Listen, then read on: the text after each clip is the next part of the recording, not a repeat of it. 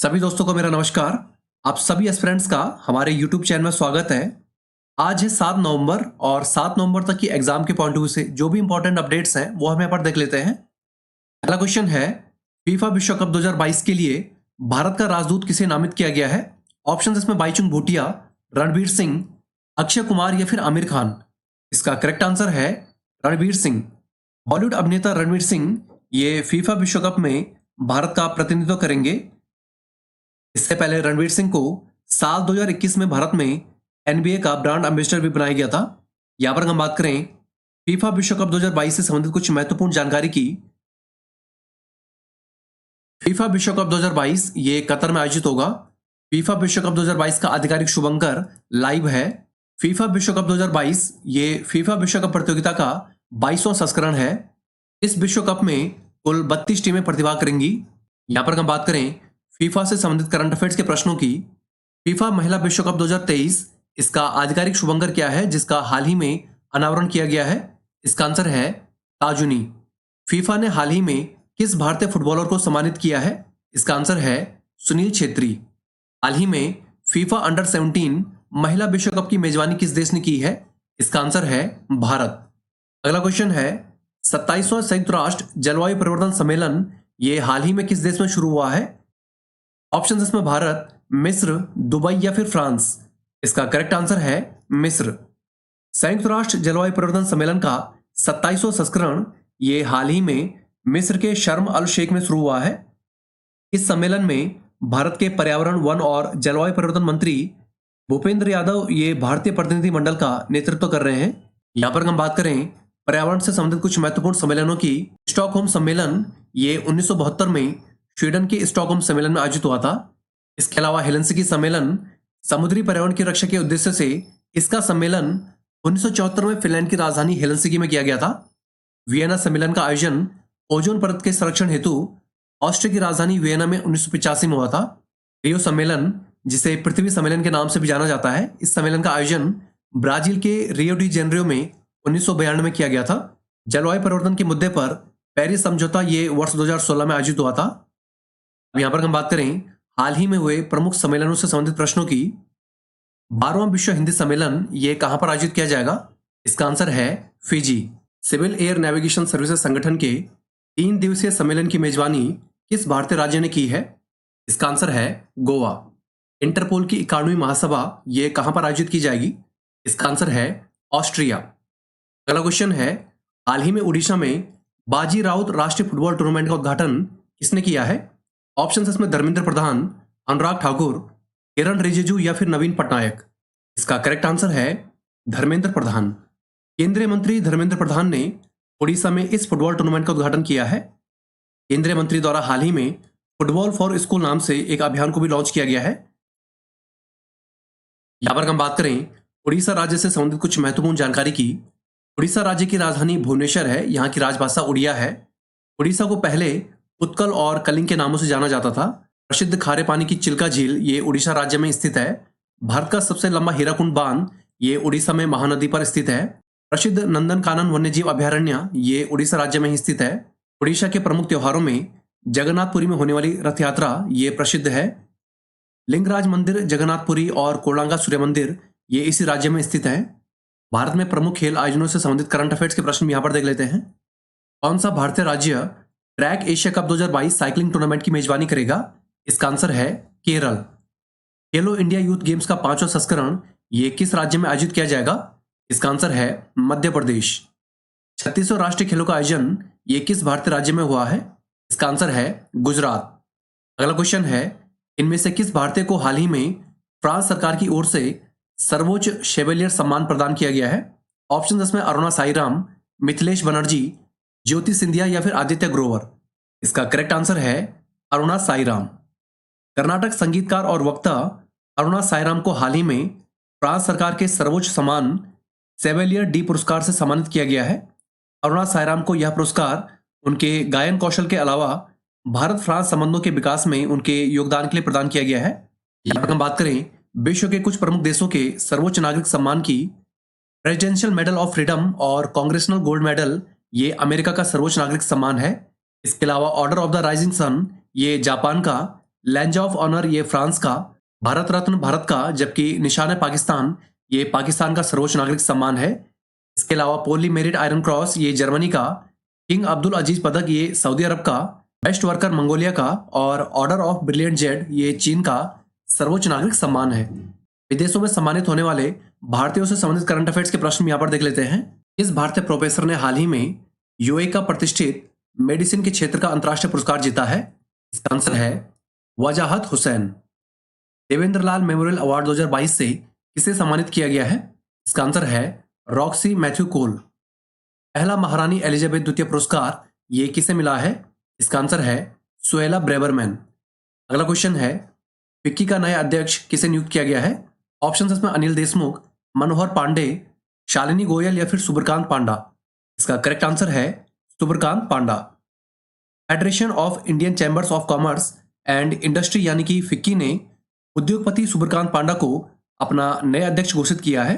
सुब्रकांत पांडा ये फिक्की में नेतृत्व की भूमिका निभाने वाले उड़ीसा के पहले उद्योगपति हैं। यहाँ पर हम बात करें फिक्की की, इसका हिंदी में पूरा नाम भारतीय वाणिज्य एवं उद्योग महासंघ है।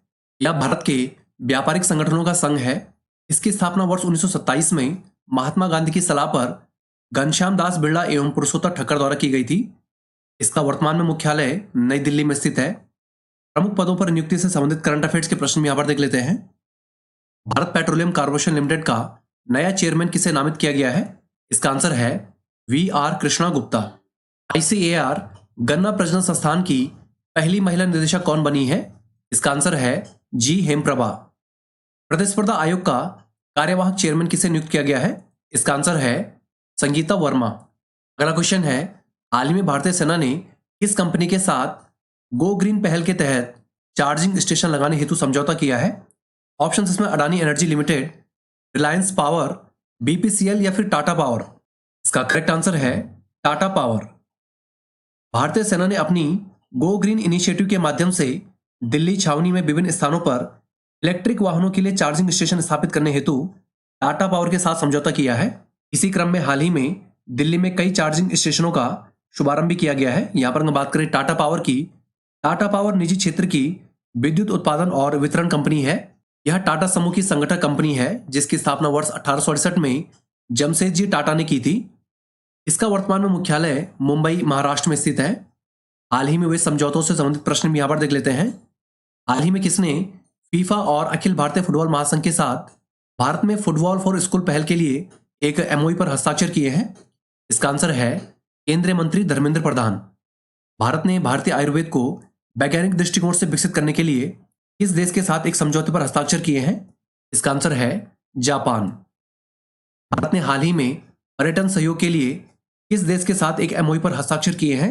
इसका आंसर है ऑस्ट्रेलिया। अगला क्वेश्चन है, किस देश ने हाल ही में सबसे लंबी यात्री ट्रेन चलाने का नया विश्व रिकॉर्ड बनाया है? ऑप्शन इसमें चीन, स्विट्जरलैंड, जर्मनी या फिर फिनलैंड। इसका करेक्ट आंसर है स्विट्जरलैंड। स्विट्जरलैंड ने अपने प्रसिद्ध रेलवे सिस्टम की 175वीं वर्षगांठ पर दुनिया की सबसे लंबी यात्री ट्रेन का विश्व रिकॉर्ड बनाया है। यह जो ट्रेन है ये 1910 मीटर लंबी है। यह जो ट्रेन है इसे 25 अलग अलग मल्टी यूनिट ट्रेनों यानी कि 100 कोचों को जोड़कर बनाया गया है। अब हम बात करें स्विट्जरलैंड से संबंधित कुछ महत्वपूर्ण जानकारी की। स्विट्जरलैंड ये मध्य यूरोप में स्थित एक देश है जिसका अधिकतर भूभाग एल्पस पहाड़ी से घिरा हुआ है। इस देश की राजधानी बर्न है। यहाँ की आधिकारिक मुद्रा स्विस फ्रैंक है। जर्मन, फ्रांसीसी और इतालवी ये तीनों इस देश की प्रमुख राजभाषाएं हैं। विश्व स्वास्थ्य संगठन, रेड क्रॉस, संयुक्त राष्ट्र शरणार्थी उच्चायोग, यूरोपीय ऊर्जा आयोग और अंतर्राष्ट्रीय श्रम संगठन का मुख्यालय ये स्विट्जरलैंड के जेनेवा में स्थित है।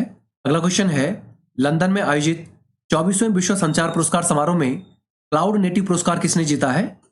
ऑप्शन इसमें BSNL, भारती एयरटेल, जियो प्लेटफॉर्म्स लिमिटेड या फिर वोडाफोन आइडिया। इसका करेक्ट आंसर है जियो प्लेटफॉर्म्स लिमिटेड। जियो प्लेटफॉर्म्स लिमिटेड ने हाल ही में लंदन में आयोजित 24वें विश्व संचार पुरस्कार समारोह में क्लाउड नेटिव पुरस्कार जीता है। इसे अंतर्राष्ट्रीय दूरसंचार मीडिया कंपनी टोटल टेलीकॉम द्वारा आयोजित किया गया था। यहां पर हम बात करें रिलायंस जियो की। रिलायंस जियो एक भारतीय दूरसंचार कंपनी और रिलायंस इंडस्ट्रीज की पूर्ण स्वामित्व वाली सहायक कंपनी है जिसकी स्थापना वर्ष 1966 में धीरूभाई अंबानी ने की थी। रिलायंस कंपनी का वर्तमान में मुख्यालय मुंबई महाराष्ट्र में स्थित है। अगला क्वेश्चन है, नई दिल्ली में गंगा उत्सव 2022 का उद्घाटन किसने किया है? ऑप्शन में भूपेंद्र यादव, जी किशन रेड्डी, अरविंद केजरीवाल या फिर वीके सक्सेना। इसका करेक्ट आंसर है जी किशन रेड्डी। केंद्रीय संस्कृति और पर्यटन मंत्री जी किशन रेड्डी ने हाल ही में नई दिल्ली में गंगा उत्सव 2022 का उद्घाटन किया है। इसका आयोजन राष्ट्रीय स्वच्छ गंगा मिशन, जल संसाधन, नदी विकास और जल शक्ति मंत्रालय द्वारा किया गया है। गंगा उत्सव 2022 इसका आयोजन नई दिल्ली के मेजर ध्यानचंद स्टेडियम में किया गया है। यहाँ पर हम बात करें प्रमुख आयोजन और प्रदर्शनी से संबंधित करंट अफेयर्स के प्रश्नों की। डिफेंस एक्सपो 2022 का 12वां संस्करण ये किस राज्य में हुआ है? इसका आंसर है गुजरात। कौन सा भारतीय राज्य दिसंबर 2022 में 9वें विश्व आयुर्वेद कांग्रेस और आरोग्य प्रदर्शनी की मेजबानी करेगा? इसका आंसर है गोवा। पहला राष्ट्रीय कोयला सम्मेलन और प्रदर्शनी 2022 ये कहां पर आयोजित किया जाएगा? इसका आंसर है नई दिल्ली। यहां पर हम बात करें महत्वपूर्ण दिवस की, आज है 7 नवंबर और 7 नवंबर को राष्ट्रीय कैंसर जागरूकता दिवस के रूप में मनाया जाता है। पूर्व केंद्रीय स्वास्थ्य मंत्री डॉक्टर हर्षवर्धन ने वर्ष 2014 में कैंसर के प्रति जागरूकता बढ़ाने हेतु 7 नवंबर को राष्ट्रीय कैंसर जागरूकता दिवस की स्थापना की थी। इसके अलावा 7 नवंबर को शिशु संरक्षण दिवस के रूप में मनाया जाता है। यहाँ पर हम बात करें अंतिम 5 महत्वपूर्ण दिवस की, 5 नवंबर को विश्व सुनामी जागरूकता दिवस के रूप में मनाया जाता है। इसके अलावा 2 नवंबर को ऑल सोल्स डे, 1 नवंबर को विश्व शाकाहारी दिवस, 31 अक्टूबर को राष्ट्रीय एकता दिवस और 29 अक्टूबर को विश्व स्ट्रोक दिवस और अंतर्राष्ट्रीय इंटरनेट दिवस के रूप में मनाया जाता है। अब पिछले क्वेश्चनों का रिवीजन के साथ साथ कुछ इंपॉर्टेंट वन लाइनर्स भी यहाँ पर देख लेते हैं। हाल ही में भारतीय सेना ने टाटा पावर के साथ गो ग्रीन पहल के तहत इलेक्ट्रिक वाहनों के लिए चार्जिंग स्टेशन लगाने हेतु समझौता किया है। उत्तराखंड राज्य नए सत्र से मध्य प्रदेश की तरह मेडिकल की पढ़ाई हिंदी में भी शुरू करने जा रहा है। 27वां संयुक्त राष्ट्र जलवायु परिवर्तन सम्मेलन ये हाल ही में मिस्र में शुरू हुआ है। केंद्रीय मंत्री धर्मेंद्र प्रधान ने हाल ही में उड़ीसा में बाजी राउत राष्ट्रीय फुटबॉल टूर्नामेंट का उद्घाटन किया है। केंद्रीय मंत्री वीरेंद्र कुमार ने नई दिल्ली में शिल्प संगम 2022 का उद्घाटन किया है। अरुणा साईराम को हाल ही में फ्रांस सरकार की ओर से सर्वोच्च सम्मान प्रदान किया गया है। सुब्रकांत पांडा को फिक्की का नया अध्यक्ष नियुक्त किया गया है। उत्तराखंड सरकार ने हाल ही में लखपति दीदी नाम से एक नई योजना को लॉन्च किया है। अभिनेता रणवीर सिंह को फीफा विश्व कप 2022 के लिए भारत का राजदूत नामित किया गया है। नागालैंड राज्य में पहली बार पक्षियों की गणना की जा रही है। स्विट्जरलैंड ने सबसे लंबी यात्री ट्रेन चलाने का नया विश्व रिकॉर्ड बनाया है। लंदन में आयोजित 24वें विश्व संचार पुरस्कार समारोह में जियो प्लेटफॉर्म्स लिमिटेड ने क्लाउड नेटिव पुरस्कार जीता है। देश के पहले महिला मोहल्ला क्लिनिक का उद्घाटन ये राजधानी नई दिल्ली में हुआ है। भारतीय बल्लेबाज सूर्य कुमार यादव ने हाल ही में जारी ICC T20 विश्व रैंकिंग में पहला स्थान हासिल किया है। केंद्रीय मंत्री जी किशन रेड्डी ने हाल ही में नई दिल्ली में गंगा उत्सव 2022 का उद्घाटन किया है। तो दोस्तों आज के लिए इतना ही। चैनल के साथ जुड़े रहें, चैनल को लाइक सब्सक्राइब करें और अपने दोस्तों के साथ शेयर भी करें। Thank you all, best of luck. मिलते हैं आपको अगली वीडियो के साथ।